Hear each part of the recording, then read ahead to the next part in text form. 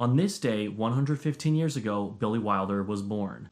220 days ago, on November 14th, 2020, I casually decided to rewatch Sunset Boulevard for the first time in at least 5 years. 221 days ago, it was just a good movie. Pre-rewatch Sunset Boulevard Nathan was a casual Billy Wilder viewer, having only seen Sunset Boulevard, Some Like It Hot, and The Apartment. On November 15th, I rewatched The Apartment, and on the 16th, I rewatched Some Like It Hot. The rewatch of Sunset led me to see Witness for the Prosecution for the first time. A week later, I saw Double Indemnity, and before I knew it, I was in love with Billy Wilder. His smart scripts, clever dialogue, hilarious gags, unexpected twists, and state-of-the-art film content left me wanting more and more. I was going to watch his complete filmography. That meant 25 movies that he solely directed would be watched. But when do I do it? What do I watch? Does he really have a movie called Kiss Me Stupid? No, that's besides the point. Create a deadline. Wonder when his birthday is. June 22nd, 1906. What is that, 115 years?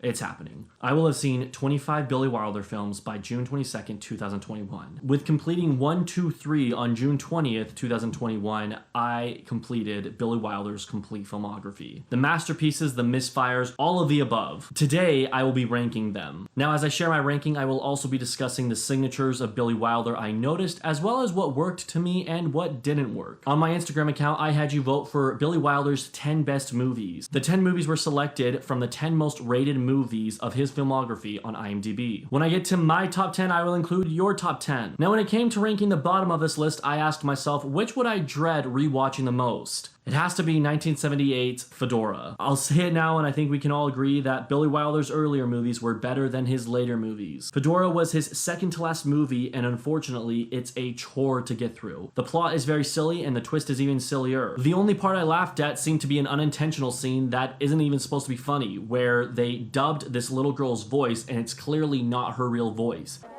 How is my little girl? Mother! Why? Because I gave my roommate a bloody nose. Why did you do that? She said Vivian Lee is the most beautiful film star in the world. And I said you were. It just looks really awkward and really hysterical. I'd like to go to Lion's Corner House and have fish and chips. It seems to have a serious lack of Billy Wilder, despite being co-written by him. Hildegard Neff has a very annoying voice. Like, was she trying to sound like a ghost this entire movie? The twist happens, and then the final 40 minutes is all exposition of how the twist makes sense. Any surprise there was dwindled down with how long the explanations were. Plus, it all feels way too theatrical and very dramatic. The only reason you should ever give this movie a watch is if you're like me and you're trying to complete Billy Wilder's complete filmography.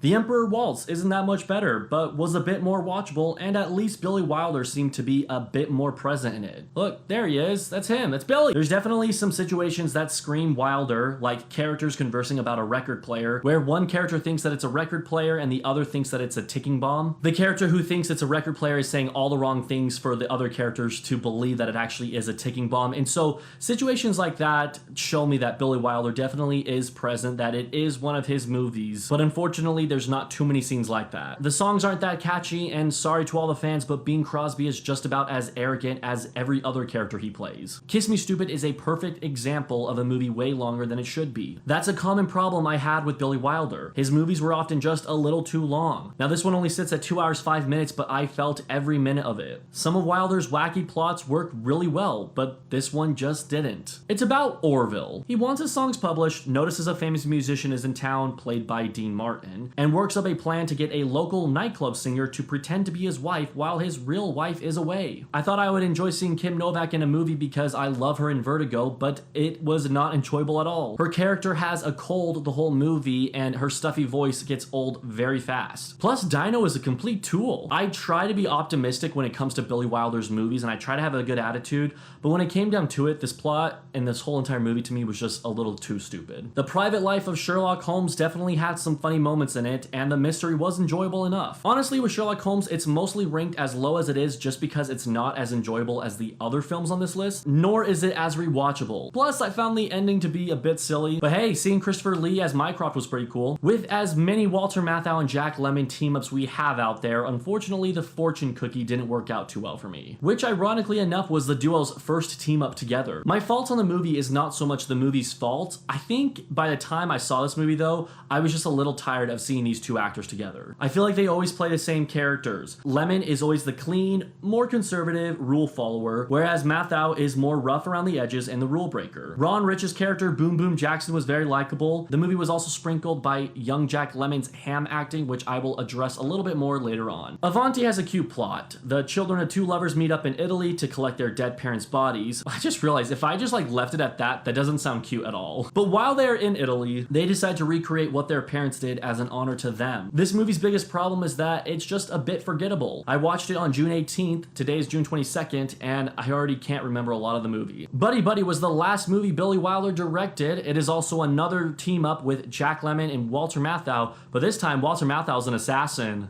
Irma la Douce is a movie that proved to me that Wilder officially cemented himself as a director that makes movies way ahead of his time. The movie revolves around hookers on the street and police officers, a great pair. It's a reunion of Jack Lemmon and Shirley MacLaine, which is cool to see. I really could talk more about this movie, but hey, that's another story. The front page took me just about an hour to realize it was the same story that His Girl Friday was based off of. And yeah, I preferred His Girl Friday in every way, down to the main character being a female instead of a male. If you like the story behind His Girl Friday, which is actually also called the front page, and you want a more modern version with more cursing and a male lead, then this movie is for you. It's not a bad movie by any means. In fact, it's a better movie as far as Billy Wilder's mediocre films go, but it just doesn't live up to His Girl Friday in my opinion. A Foreign Affair on paper should have been way higher on this list. It stars two amazing actresses, Jean Arthur and Marlene Dietrich, but unfortunately it doesn't quite pair up with the next movies. I still love Arthur's performance and Wilder's script, and I also just appreciate how diversive Billy Wilder's filmography can be. We know him for all the comedies that he makes, but then you have something like this, which is mostly based on Germany across the world and how the war is impacting the lives of the people who live there. The 7-Year Itch is the movie with Marilyn Monroe in that iconic scene with her dress flying up. Oh, no, you haven't seen this scene? It's because it doesn't exist. But the movie is still good fun and enjoyable enough. It pulls the ultimate meta joke before Ocean's 12 did it. And what I mean by that is in Ocean's 12, Julia Roberts plays in that movie, and one scene they disguise her as the actress Julia Roberts. And so it's really ironic because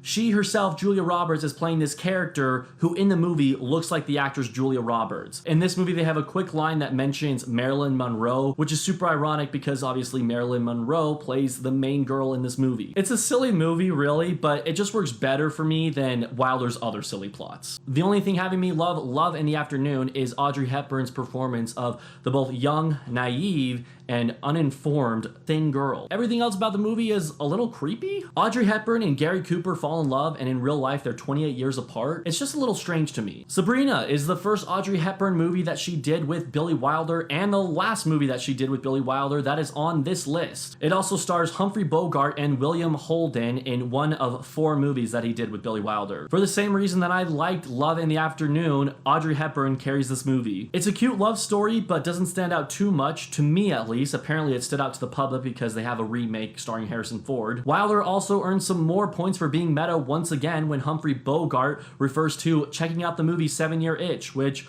obviously is another one of Billy Wilder's movies. Gosh, I love this guy. So now we're getting to the good stuff. The Lost Weekend is one of 2 Best Picture winners from Wilder's filmography. It once again feels way ahead of its time, with the main plot being about an alcohol addict. Ray Milland won a much-deserved Best Actor in a leading role for his performance in this movie. Billy Wilder also took home the Oscar for Best Director, and of course the movie won Best Picture. For the movie being released in 1945, it is amazing at tackling the side effects of addiction, portraying side effects in a very peculiar and interesting way. I enjoy this movie, and I think I will like it even more on a rewatch. Now, if you may, let me introduce you to possibly the most controversial pick on this list. My number 11 goes to Some Like It Hot. It's such a goofy plot, but totally fun at the same time. And in all seriousness, Jack Lemmon as a woman horrifies me. Like, Jack Lemmon is already a theatrical, dramatic actor on its own, but when he becomes a woman, it's tenfold. It's kind of scary. I'm not a huge fan of when Jack Lemmon gives his overzealous performances. He does it in both this as well as the fortune cookie mentioned earlier and a movie that I will mention later on in this list, which I'm sure you can guess,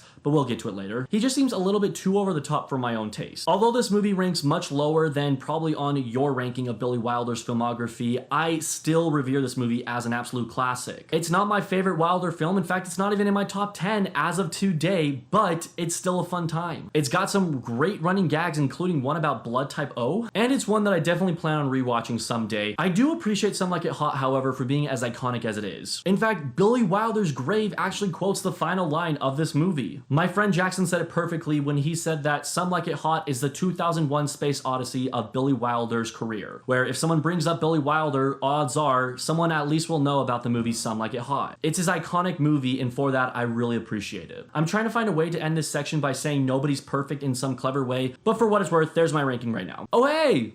You made it to the top 10. Either you skipped the video to this part, or you've actually been faithfully watching to this point. To the latter, I welcome you. To the ones who skipped to this point, well, nobody's perfect. There it is. While I really enjoy the major and the minor, I don't think that it could be made by today's standards. It just seems a little outdated, but it's still really funny, and I cannot get over Ginger Rogers playing a young girl. She is hilarious in this performance. She made me laugh out loud several times, and while she doesn't really look like a little girl, it almost makes the movie even funnier for the fact that she's clearly an adult posing as a little girl. And on top of that, it's even funnier that everyone is so oblivious in this movie to actually believe that she is a little girl. Any scene that she was in, she absolutely stole the screen. To me, she's the standout of this movie, but I have to pay some kudos to Ray Milland, another actor that I mentioned earlier for The Lost Weekend, and someone that I also enjoyed in this movie. Five Graves to Cairo feels a tier below what Wilder is truly capable of doing. It's a great story with an intriguing plot, but it just all around feels smaller. The movie includes Anne Baxter, you might know her as Eve from All About Eve, as well as Erich von Stroheim, an actor you'll see again later on this list. Plus, it had some familiar faces from The Twilight Zone and The Wages of Fear. In my opinion, this runtime was just perfect. It didn't feel too long, and for this being Wilder's second movie, he did a great job. I feel like on any other person's ranking of Billy Wilder's complete filmography, at this point of the list, number 8, The Spirit of St. Louis would have been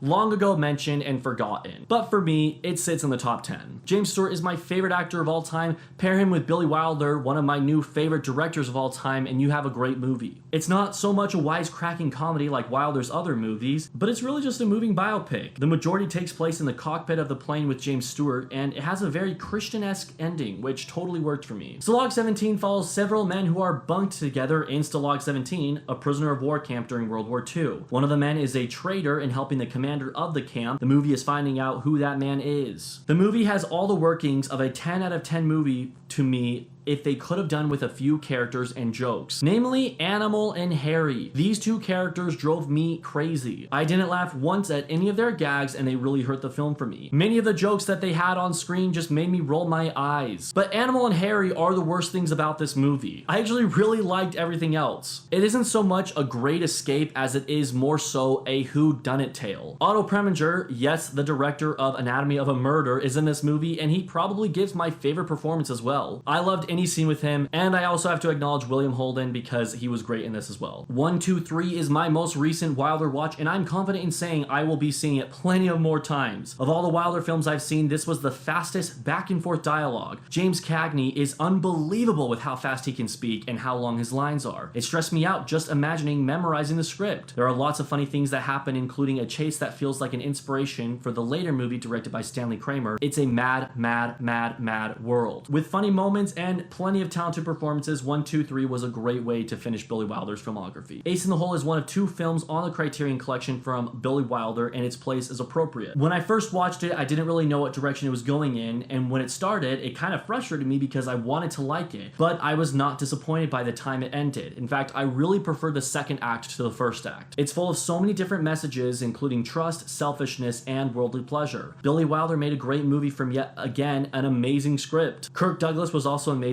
in it, especially in one particular scene that involves a priest. The movie has a lot of room for interpretation, so I'll just let you guys watch it and see what you think. Number 4 goes to Double Indemnity. It doesn't get much more noir than this, my friends. As pretentious as this may sound, this is true cinema. Double Indemnity has a face on the Mount Rushmore of noir films. You wonder where Spider-Man Noir gets all his wisecracks? Give this movie a view. Every new scene adds suspense and twists, accompanied by great performances by Fred McMurray, Barbara Stanwyck, and Edward G. Robinson. It felt a lot like a noir Alfred Hitchcock film at times, which I was totally in on, and it was even a little cheesy at times, but hey, that's noir for you. One of Billy Wilder's signatures I noticed as I watched his filmography was he includes narration a lot in his films. This one might be the best case of the narration in the movies. I just thought it worked really well for the setting and for what the film was trying to accomplish. The movie reminded me of both Diabolique and Dial M for Murder, and so if you like either of those movies, I highly recommend checking out Double Indemnity. The apartment ages like fine wine. And what I mean by that is that it is better on a rewatch. I saw this in high school years ago, and for whatever reason, I gave it 4 out of 10 stars. When I rewatched it, it boosted up way higher than that because I really enjoyed The Apartment. I find The Apartment to be one of Wilder's most mature films, if not his most mature. It deals with depression, heartbreak, the life's not fair movie trope, and even suicide.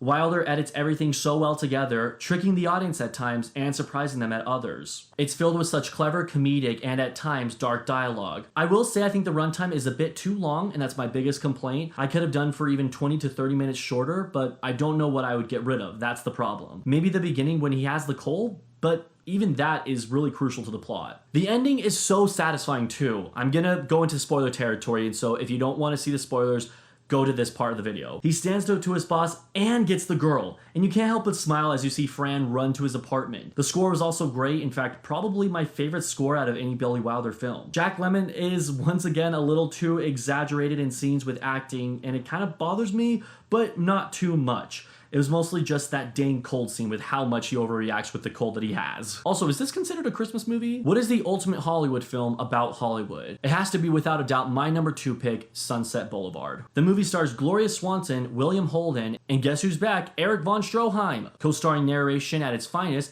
atmospheric shadowing, and another great touch of the noir genre. If Some Like It Hot isn't Wilder's 2001, it's gotta be this. And plus, I have to give this movie so much credit for really inspiring me to get more into Billy Wilder's filmography. It was the rewatch of this back in November that made me want to watch all of his filmography, and so for that, I highly praise Sunset Boulevard. I also didn't realize that Buster Keaton and Cecil B. DeMille are in this movie. Like, Cecil B. DeMille plays a really big part. I guess the first time I saw it, my high school self just didn't know movies as well at that time. This is a movie to me where I think an over-the-top performance is warranted. Gloria Swanson overacts like crazy, but her over-the-top performance is very fitting for the aging star that she plays. One of my favorite lines of the movie is when Gloria Swanson character says that she is big, the pictures are the ones that got small. And Gloria Swanson to me really is the standout of the movie. The movie is also full of hilarious moments, which I find rare for black and white movies. It's probably that Billy Wilder coming in clutch. They had a different sense of humor back then, but this one still lives on, honestly. The movie doesn't feel dated at all. Sunset Boulevard was also much better on a rewatch,